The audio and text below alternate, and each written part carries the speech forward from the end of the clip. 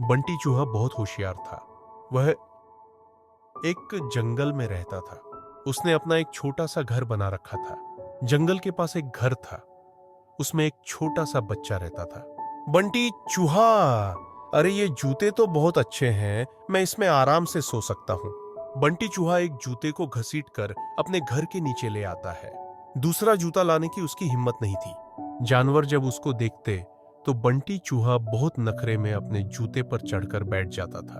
एक दिन नटखट कबूतर बंटी से मिलने आया। नटखट कबूतर, बंटी भाई बहुत सुंदर घर सजाया है। बंटी चूहा, सुन भाई, नजर मत लगा, मैंने बहुत मुश्किल से इसे सजाया है, यह खराब हो जाएगा। नटखट कबूतर, भाई मैं तो तुम्हें बधाई देने आया था, लेकिन लगता है तुम्हारा घमंड तो सातवें आसमान पर है। बंटी चूहा, मुझे किसी की बधाई की जरूरत नहीं है। मैं जानता हूं तुम सब मुझसे जलते हो, क्योंकि तुम बाहर सर्दी झेलते हो और मैं इस जूते में घुसकर आराम से सो जाता हूं। नटखट कबूतर बिना कुछ कहे उड़ जाता है। अब बंटी चूहा सारे दिन घूमकर खाना खाता और रात को अपने जूते में आकर सो जाता था। धीरे धीरे जो जंगल के सभी जानवरों से उसने बात करना बंद कर दिया था। अब उसका कोई दोस्त नहीं था। एक दिन रात के समय जंगल में तेज बारिश होने लगी। इस सब से बेखबर बंटी चूहा अपने जूते में आराम से सो रहा था। उसे बाहर के मौसम का पता नहीं लगा। बारिश का पानी बढ़ने लगा। पानी जूते में भरने लगा। कुछ ही देर में बहुत सारा पानी जूते में भर गया। तभी बंटी चूहे की नींद खुली, लेकिन तब तक बहुत देर हो चुकी थी। पानी बढ़ता ही जा रहा था। उसे लगा कि वह अब मर जाएगा। बंटी चूहा जोर जोर से चिल्लाने लगा, लेकिन बारिश की आवाज में किसी ने उसकी आवाज नहीं सुनी। बंटी चूहे को अपनी मौत साफ नजर आ रही थी। वह जोर जोर से उछलने लगा। उछलते उछलते वह जूते से बाहर निकलना चाह रहा था, लेकिन जूता इतना लंबा था कि वह बाहर निकल नहीं पा रहा था। इधर दूर एक घोंसले में नटखट कबूतर अपने बच्चों के साथ बैठा था।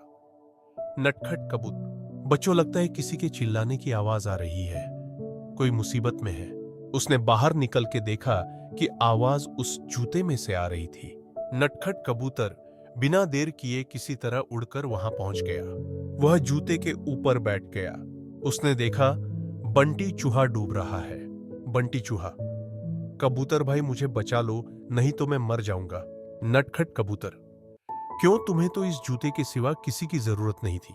बंटी चूहा, भैया बचा लो, मैं घमंड में आ गया था। यह सुनकर नटखट कबूतर उसे अपनी चोंच से पकड़कर खींचने लगा, लेकिन बंटी चूहे का वजन ज्यादा था। नटखट कबूतर उसका वजन उठा नहीं पा रहा था।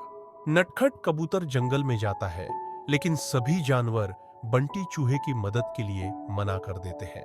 तभी रास्ते में उसे कालू कौवा मिलता है। वह उसके साथ आ जाता है। दोनों मिलकर बंटी चूहे की एक एक टांग चोंच में दबाकर उड़ जाते हैं और उसे ऊपर बने घर में रख देते हैं। अगले दिन वह जूते को खींचकर उल्टा कर देता है। उससे उसका पानी निकल जाता है। उसके बाद वह उस जूते को घसीट कर ले जाता है और नदी में फेंक देता है। यह देखकर नटखट कबूतर और कालू कौवा बहुत खुश होते हैं। फिर बंटी चूहा सब जानवरों के पास जाकर सबसे माफी मांगता है।